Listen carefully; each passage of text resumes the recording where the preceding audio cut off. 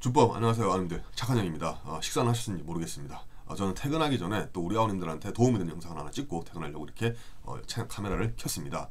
오늘은 뭐냐 하면 모 카페 회원분이 본인이 정말 억울한 사고를 당했다고 법적으로 이걸 어떻게 해야 되는지 모르겠다고 하시면서 상담을 요청을 하셨습니다. 그래서 제가 그 내용을 이렇게 영상으로 찍어 가지고 다른 분들도 보시고 유사한 상황을 당했을 때 해결할 수 있도록 제가 팁을 드리려고 이렇게 카메라를 켰습니다. 사건 내용을 잠깐 설명을 드리면요, 일상생활 속에서 흔히 부딪힐 수 있는 그런 사고입니다. 무슨 사고냐면, 이 차량의 소유주분이 피해자인데요, 이분이 차량 수리를 위해서, 정비를 위해서 업체에 차량을 맡겼습니다. 보니까 엔진 오일을 원래 가려고 생각하셨던 것 같습니다. 근데 무슨 사정인지 모르겠는데 어쨌든 그 엔진 오일 교체가 바로 이루어지진 않고 업체 직원분의 사장님이 말씀하셨겠죠. 차를 이제 두고 가라고 얘기를 한 거예요. 그래서 믿고 차를 두고 갔는데 나중에 보니까 차가 이제 사고가 당한 거예요. 그러니까 안전한 장소에 차를 두고 간 게 아니라 차량들이 이제 다니는 장소, 왔다 갔다 하는 장소에 차를 두고 왔고, 그래서 어떤 다른 차량이 이 차를 치고 간 거예요. 그래서 지금 보면 알겠지만 앞 삼박에 준할 정도로 지금 보니까 범퍼랑 이렇게 휀다랑 다 손상이 된 그런 상황이고요. 휠도 보니까 좀 손상이 된 것 같기도 한데 어쨌든 꽤 큰 어떤 그런 피해를 지금 당한 상황입니다. 자, 그런데 여기서 이 업체 사장님이 이런 사고를 인정을 하고 이제 모든 부분을 다 이제 물어주시면 괜찮은데 지금 상황이 좀 여의치 않아 가지고 어떻게 된 일인지 사장님께서 이 사고 내용에 대해서 좀 이제 보상을 갖다가 제대로 지금 안 해주시고 있는 그런 상황이라고 합니다. 자, 그런데 이런 상황에서 법적으로 정말 업체 사장님한테 책임이 없는지, 또는 이제 책임이 있다면 이걸 어떻게 해결하는 게 가장 바람직한지 제가 한번 설명을 한번 해보겠습니다. 자, 이 워드 화면 좀 조잡하지만 워드 화면 좀 키겠습니다. 자, 이렇게 좀 화면이 바뀌었죠? 예. 자, 업체에 차량을 맡겼는데 업체가 보관을 잘못해서 차가 망가진 경우 업체 책임이 있을까? 이거는 우리가 상식적으로 생각을 해봐도 당연히 책임이 있겠죠. 왜냐하면 업체가 어떻게 보면 이제 차량을 잘 보관해준다는 걸 믿고, 어떻게 보면 업체가 차량을 보관하면서 엔진오일까지 교체해주는 그런 서비스를 갖다가 받는 것을 전제로 해서 우리가 차를 맡긴 거잖아요. 흔히 말해서 이제 업체 입장에서는 선량한 관리자의 주요 의무가 있을 수 있는 거고요. 또 차량을 잘 보관하는 것까지 업체의 어떤 그런 의무, 책임에 포함되는 걸 할 수 있습니다. 그렇기 때문에 당연히 이제 손해배상 책임은 있기 마련인데요. 이런 어떤 상황 같은 경우에는, 근데 제가 항상 이제 유사한 어떤 사례에서 이제 말씀드리는 거지만, 법보다는 주먹, 그러니까 법보다는 말이 좀 빠를 수 있습니다. 왜 그러냐면, 소송을 하게 되면 우리가 일단 변호사 비용이라는 경제적인 어떤 부담이 있을 수 있고, 또 두 번째로 뭐냐면 소송은 항상 시간이 오래 걸립니다.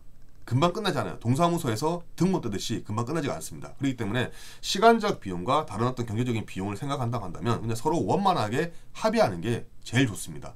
그리고 합의를 하게 되면 업체 사장님 입장에서도 제가 볼 때는 좀 내고 여지가 좀 있습니다. 왜냐하면 피해자 입장에서도 소송을 하는 것보다 훨씬 빨리 사건이 해결되기 때문에 어느 정도 유도리 있게 내고가 가능하다는 어떤 그런 장점이 있어가지고 어떻게 보면 전체적인 어떤 그런 비용 측면에서는 훨씬 더 저렴한 비용으로 이 사건을 해결할 수 있는 장점이 있거든요. 그렇기 때문에 제 생각에는 원만하게 합의하는 게 제일 좋은 방법인 것 같고요. 그리고 피해자 입장에서도 내가 돈을 더 많이 받겠다고 고집 부리지 말고 적당한 선에서 합의하는 게 저는 좋을 것 같다는 생각이 듭니다. 아마 피해자분은 아마 그런 준비가 되어 있었는데 업체에서 좀 그런 준비가 좀 안 되어 있는 그런 상황인 것 같고요. 제가 자세하게는 모르겠지만.